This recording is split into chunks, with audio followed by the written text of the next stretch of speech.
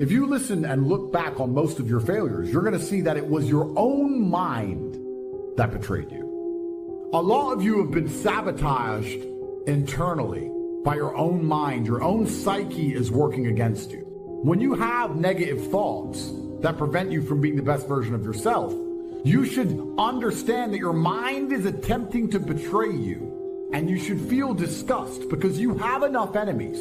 There are enough people in that opposing trench trying to destroy you. I promise you, if I were to give a button to most humans on this planet, if I were to go up to an average man, 25-year-old man of average income anywhere in the world, and say, if you press this button, this guy's gonna die. And I'll show a picture of you being a nice little boy, whatever you're doing. I'll make you look sweet and innocent. I'll say, if you press this button, this guy dies, but you get $100 million.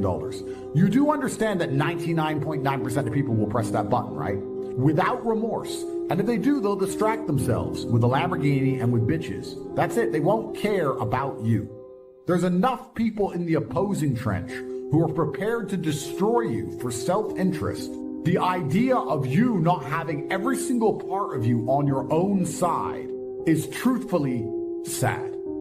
You cannot allow your own mind to betray you ever. Once your mind is on side, that's when you can go and look for other teammates. You can expand your network of other people whose psyche is all 100% on their side. Then you can go and get things done. But the idea of self-betrayal is something most of you are struggling with and you didn't even realize. And I want you to actually think about it.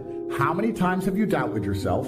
Didn't feel like doing something you knew you were supposed to do? How many times has your mind tricked you into procrastination or being lazy? How many times have you sought comfort in excuses?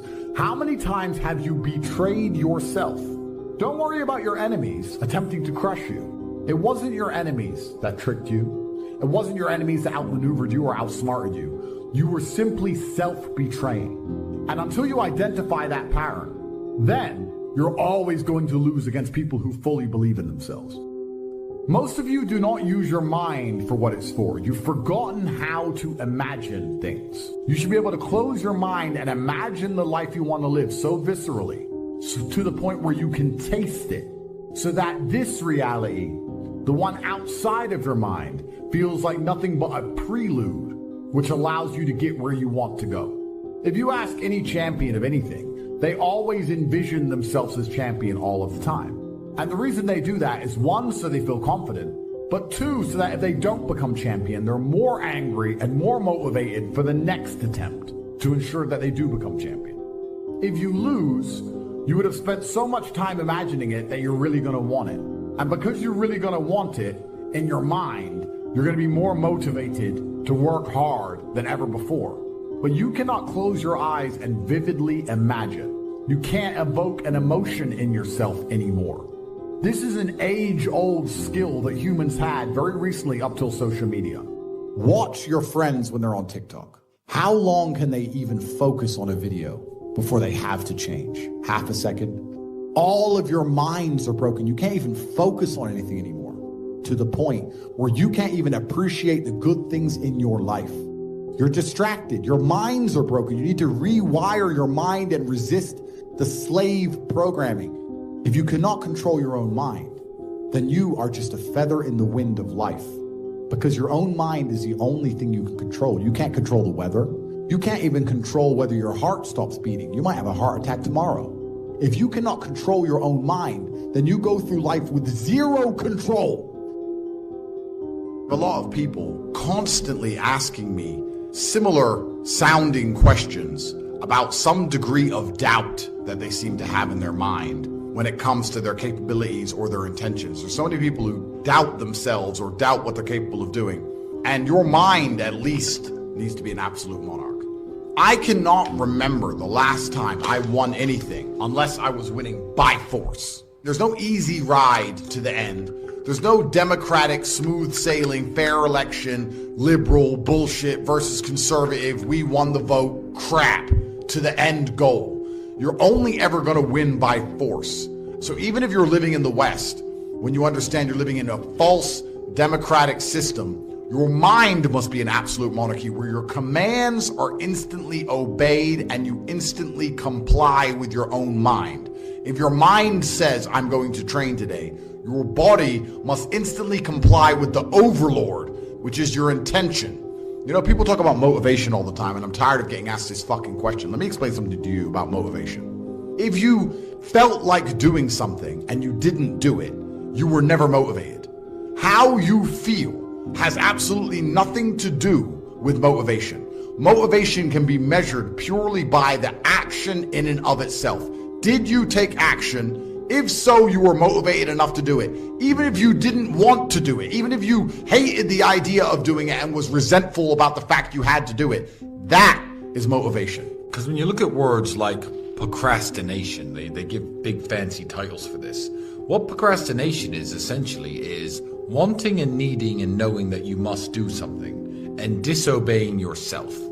That's the most ridiculous thing in the world, because if you can't listen to yourself, how do you expect anyone else to ever listen to you? If you can't listen to your own commands, you have no chance of having authority over everybody else, because people can smell it. They can tell a dosser when they see one. So in a democratic society, if you're unhappy with your ruler, you simply try and vote for somebody else, assuming democracy is real, which we know it isn't. In a kingdom, in an absolute monarchy, if you're unhappy with your ruler or you're unhappy with the country, you leave. And I think men at home today need to be absolute monarchs over their lives, and anyone who's unhappy with your leadership has every right to leave. Let's imagine this. You're an absolute monarch of your life. You say what you want to do, you say how you want it to be, you say how you're going to live, you get it done. If a woman decides to stick by you with your absolute instruction and command, then she believes in your leadership. If she leaves you because you are not bending or breaking to her will, because there's an absolute monarchy that you own, that she is living within, then you're going to find yourself very, very lonely. So a great way to measure your capability as a man is to wake up and say, this is the life I want to live, this is how I'm going to live it, this is what I'm going to do, and see who's sticking around beside you afterwards. So you can live with absolute monarchy and reign as a king, and you're going to find out a lot about your capability, not only from women, but from men too. What men want to stick by you when you say, look, this is how I'm going to live my life, this is what needs to be done, this is the life I'm going to live. If you're going to have the mentality of a democracy and start sitting around with your girlfriend or your friends and talking about what maybe should you do, you're now spending all your potential energy infighting in a bullshit civil war instead of actually focusing on the tasks at hand. And this is why people fail. Monarchies are built on the faith in the king himself.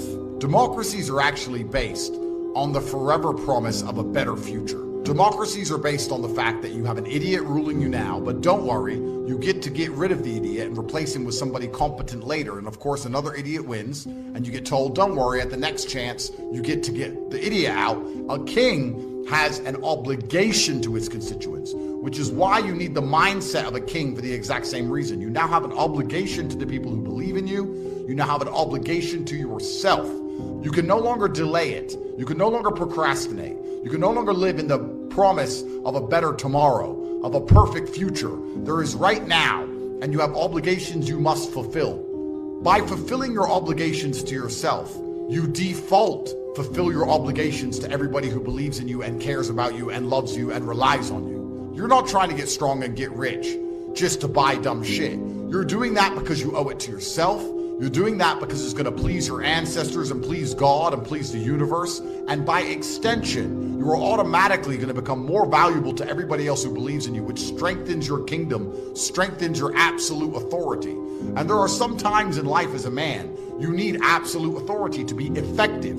If this house sets on fire, I need to be able to say to my woman, get up, run. I don't have time for her to say why.